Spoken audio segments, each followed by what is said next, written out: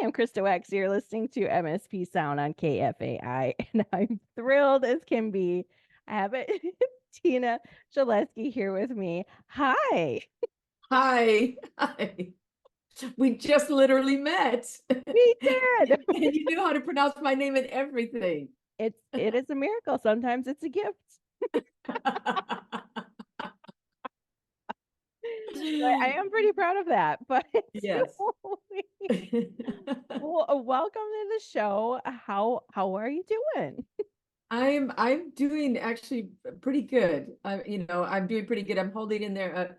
Our daughter is getting married next weekend, so it's been a huge thing of emotions and everything that we've been dealing with for the past couple of days and busy household, happenings, but I am doing really good. Yes, thank you.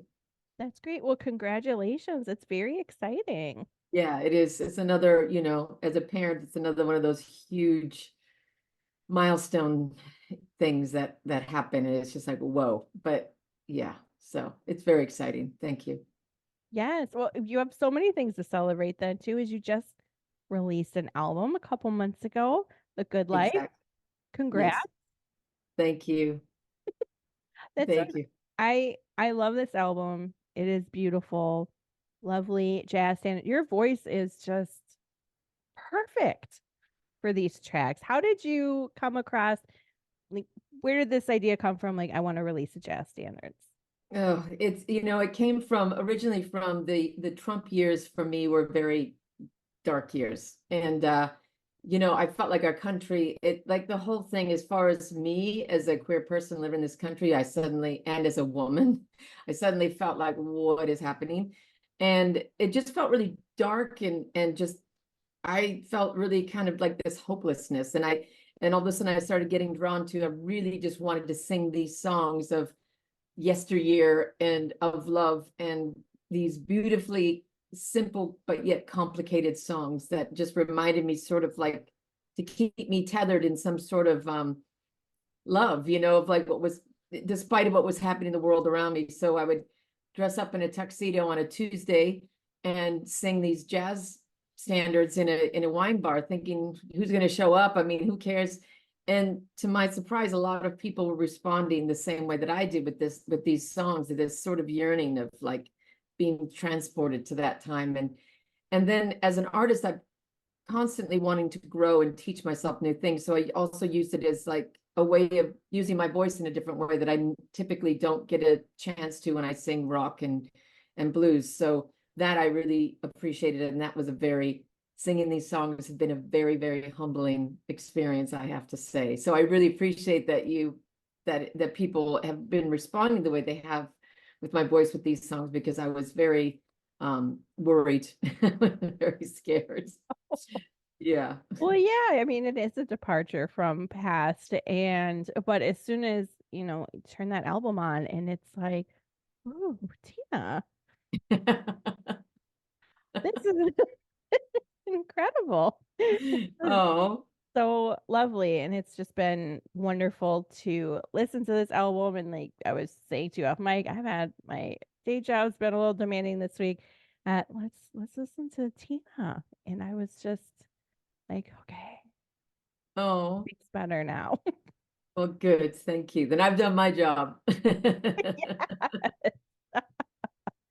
So with the song selected on here, I mean, how difficult was it to narrow it down? Are there more? Is there gonna I mean, that I guess that's a follow. I have multiple questions about is there another one coming? Um, who is who I mean, but how did you narrow it down to these tracks?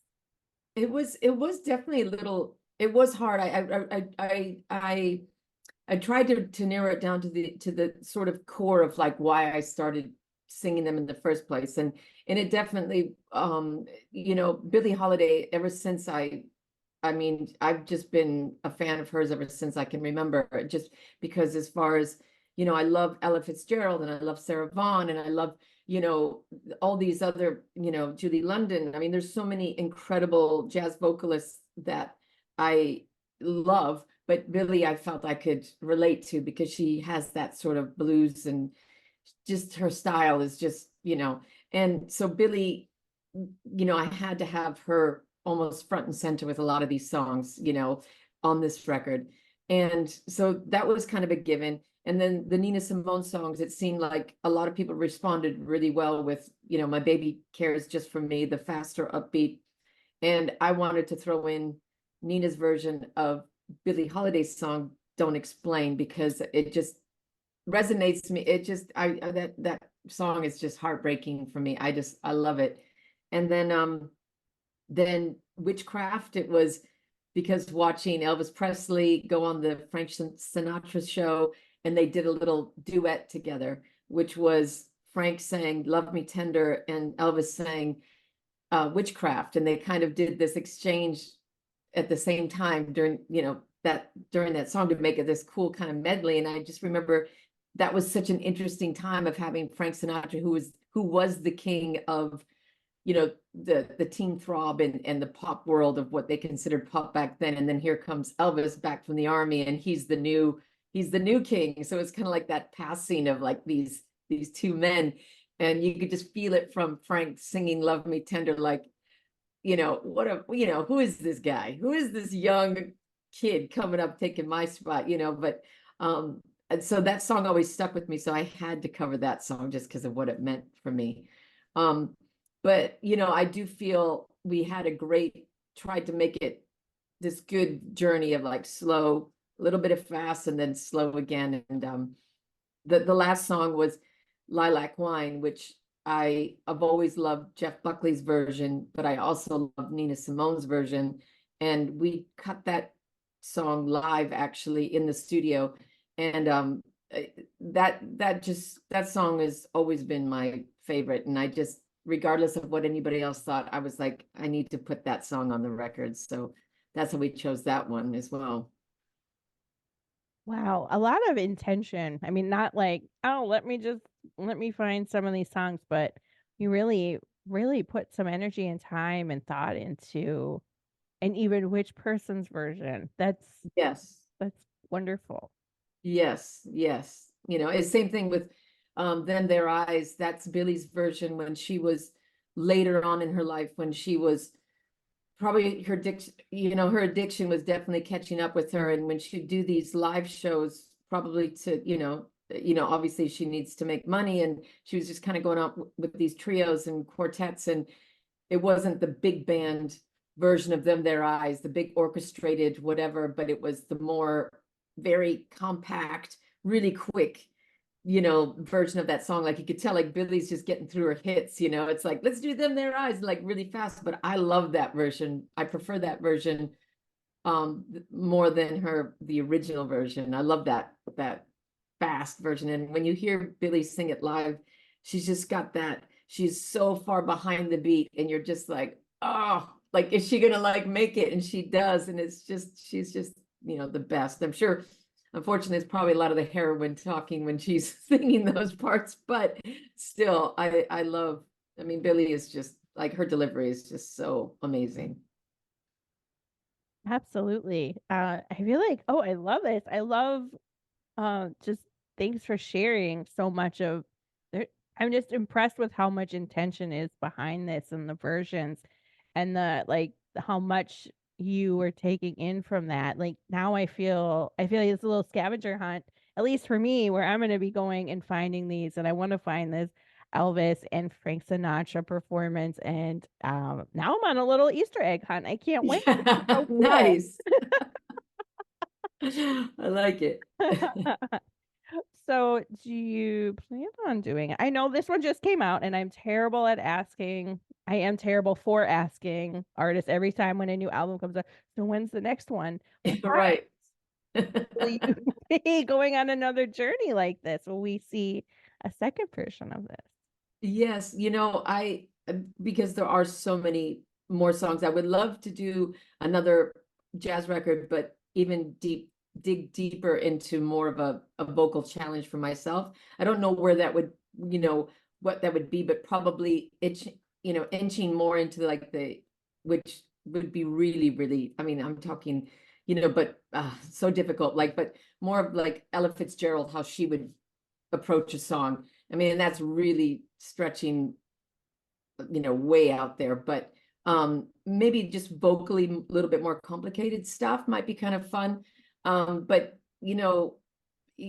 the funny thing is, like, now I've done in this song, and it's not, I mean, this album, it's not wrong for you to ask when's the next one, because we finished this record probably, a good, 6 months to almost a year ago, so, and it takes that long for production and then manufacturing and all that kind of stuff. So I am ready to do another thing like right away, even though we're still promoting this record. But now the itch of songwriting has gotten me again, and now I kind of like am formulating an idea of taking what I've learned with jazz and taking the amazing jazz players I've been working with and combining that with my rock and my songwriting, and see where that goes, and try to combine those two worlds, kind of like how Joni Mitchell would combine jazz with her writing, and just to see what would happen with these musicians approaching a different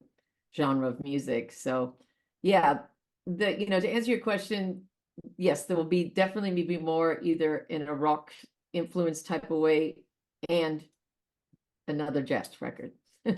Okay. Okay. Good. Good. I love. I feel like I'm babbling and I'm like going on and on these answers. I'm so sorry. No, I love it. No, if I want you to do all the talking. Most of it. Most of it. Not all. If you want to do all, that's fine too. Uh, but no, this is great. I'm so excited about like what's to come and what else you might do. I mean, this is listening to you talk about this album is just making me even more excited about how much I enjoy it, and just I don't know why I'm so impressed with your intention with the songs that you picked. No. I guess I'd be like, well, I like this song, so maybe I'll do this one. But there's so many levels and so much. It's so deep. Like Oh, I yeah. that's incredible. Like your stuff. Like it's like what you're doing. You have an idea. Well, I really appreciate that, because I think one of my biggest fears of what I was on the fence about actually doing an album and then releasing it was because, so many, like, you've got Rod Stewart sings the American Songbook, or you've got like always the older rock singer does the jazz like, and I just was cringing with the thought of like, oh my, I would just die if this record came across that way, because it was definitely all the time and the talent that the musicians also put into this recording. I would just hate it for people just think, oh, isn't that cool? Like Rocker Tina does a jazz record, how sweet, but it's actually, it's a really good, I'm very proud of this record. And I can say that because mostly because I feel somewhat detached, because they're not my songs. And like the real stars of the album are the musicians that are backing me up to make me sound and feel so good. So I'm really happy how people have responded with this record. It's very humbling, and I was so afraid, and now it makes me feel good that people are appreciating it and embracing it, and not just going, oh yeah, that's cool that you did that, that they're really hearing it like you're talking about. So yeah.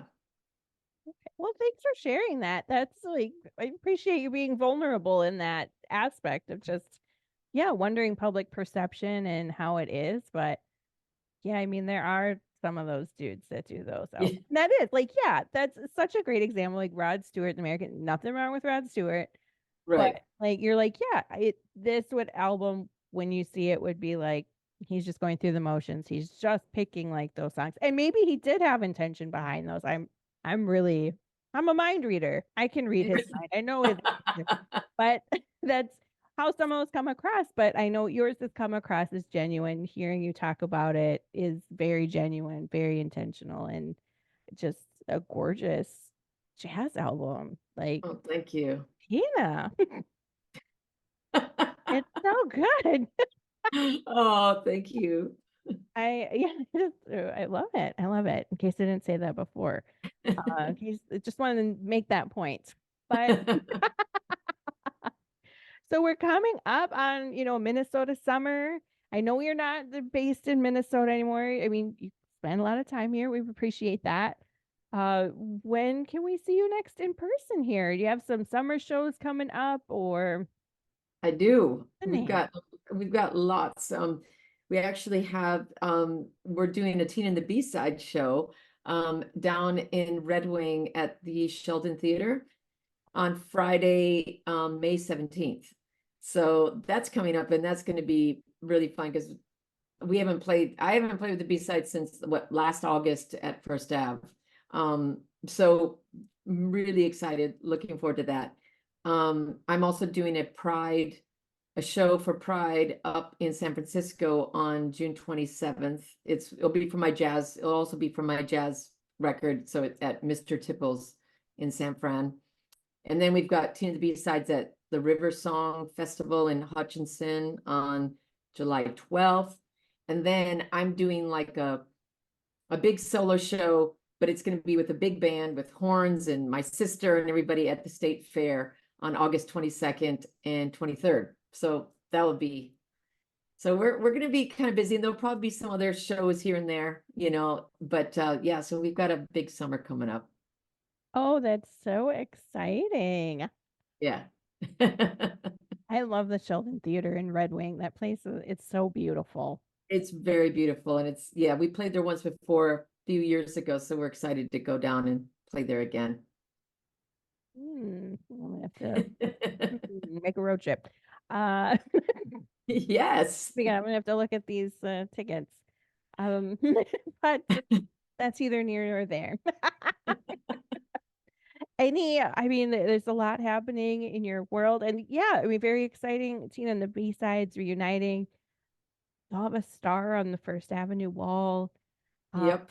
Let's talk about that for a second. How exciting is that? That your name is there, your band, all of I that. mean, yeah, I still have to say that I pinch myself, and every time I go to Minneapolis, I drive by just to make sure that it's real and that it's really there. And I'm thinking, like, maybe it's a mistake. Maybe they just put it up there just because but I feel like anybody who's loves the Minneapolis music scene knows what a big deal that is to have a star on Santa Barbara, to have a star on First Avenue's wall is like I said, I'm still very just like over the moon about it. I mean, it's like we worked so hard as a band, and to be kind of validated as a band that made a little dent in that incredible huge talent pool of Minneapolis. I mean, that is quite a compliment. So it's not lost on me, and I appreciate it every time I see it up there. I would too, and I'm excited for you that it's there. I share that Yeah. excitement. I would do this. I would drive by. I would probably be like, "Is it that happened?" Did they let you know? Did they say, "Oh, by the way, your star is up," or did you No, just show up? I don't think so. I can't remember if they did or not because it was a little while ago. But yeah, I'm just so friggin' happy. I'm like, yay, I can die now. Right, right. I know. I guess I do think of that First Avenue Star Wall as being very similar to the Hollywood Walk of Fame. Yeah. Was there a ceremony? Did you get called down? Was there the mayor there? I don't know. I But know they should do that. I think you're onto something. Maybe, I mean, is it too much to ask for like also a Tina Schlieske star up there? I don't know. yes, yes, I think you can get that. I like that. I like where you're thinking. Uh, Oh my goodness. Well, is there anything else in the Tina world that we need to know about? Or are we all up to um, date? yeah, no, I think that you know, the other thing that we've got, there'll be another Teen and the B-sides big celebration on November 9th at 7th Street Entry. That will mark the 40th anniversary of Teen and the B-Sides first show at 7th Street Entry 40 years ago. So we're gonna do like a really fun retro like show at 7th Street with the B-Sides, and that will be that's gonna be kind of a crazy show. So that's like another. I'm hoping I'm not talking it because we just got it, so you're kind of like the first to know of this. So yeah. Very So don't tell anybody. Your secret's safe with me and the audience. We're all very good at keeping secrets. Uh, Woo! Well, that's exciting. Let's see, you were doing a really fun cover band, I think, like during the pandemic, Genital Panic. yes. Is that put to rest for a minute, or will they be coming back? Actually, yeah, I think genital panic will probably, depending on how this campaign, presidential campaign goes, and and just, I know we've been having a great time talking, but if we're talking somewhat serious, like what just happened in Arizona with the abortion ban, I mean, there's some very scary things that are happening. So yes, in this country. So yes, I would love to bring genital panic back out for a lot of women that feel the same way, and men that are angry about some of the things that are happening, and it's good to get your scream on and your punk rock blasting and primal, like we can do this and get out the vote and all that kind of stuff is what I would love to do with genital panic. So for sure. Oh, I love that. I don't love the reason that this needs to come out, but would love to see y'all perform again. Yes, thank you. Thank you. Yeah. Well, Tina, thank you so much for your time today and coming on the show. I really appreciate it. It's been such a pleasure chatting with you. Oh, thank you, Krista. Thank you for having me.